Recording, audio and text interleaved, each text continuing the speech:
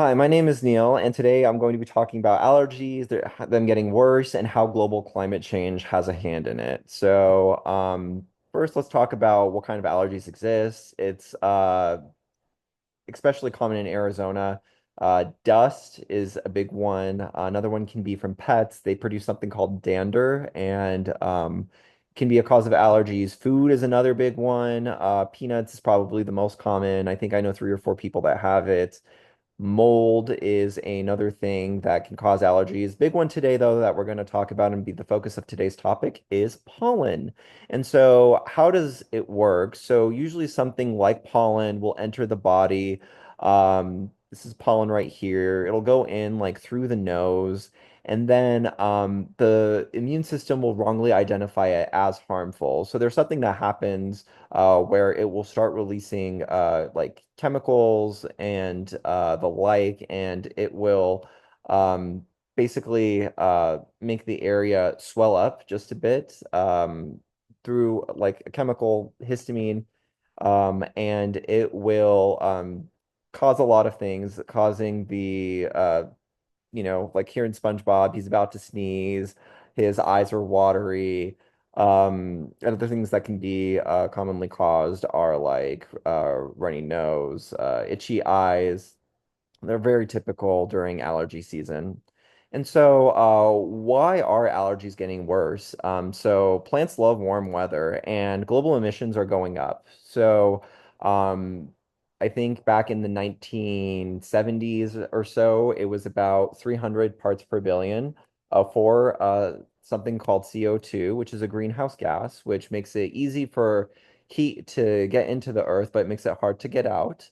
But in the 1970s, it was about 300. Now it's resting at about 400, and it's really high.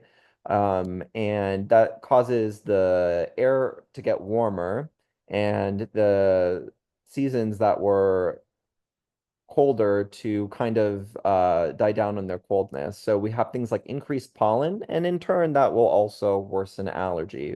We're going to continue here with part two. So we talked a little bit about allergies, why they're getting worse, and this is going to be specifically how they're getting worse, and just a couple of solutions that I was able to find.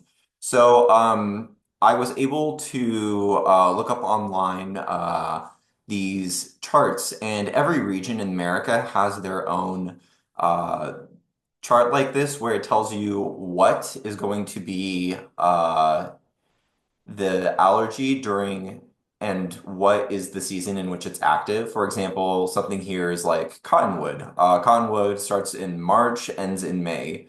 The thing and the caveat is that on average, these seasons are becoming longer. And so one study said it's about 20 days longer. It further expanded that some places it's like 10 to 15 days, and then other places it's about 60 days longer. So imagine cottonwood, instead of starting in March, it starts in February. And instead of ending in May, it ends in June. So that's 2 whole months that are added to an allergy season. And as you can see, there's a lot of variability on this chart for different types of allergies, but they do cluster, and one can imagine if you're allergic to something, for example, in trees or grasses, and trees and grasses and weeds, you're pretty much going to have no relief throughout the rest of the year. So it's pretty staggering the way that these allergy seasons are changing, and they will continue to change. I'd like to talk a little bit about what we can do. The biggest things that we can do are to try to reduce our carbon footprint. So things like reduce, reuse, recycle, telling companies, you want green products, be willing to put money where your mouth is, and buy green products. Of course, ride bicycles when you can, because cars put off a lot of CO2. Save electricity, save any energy saving is going to do great things for the to reduce carbon emissions. And other things we can do.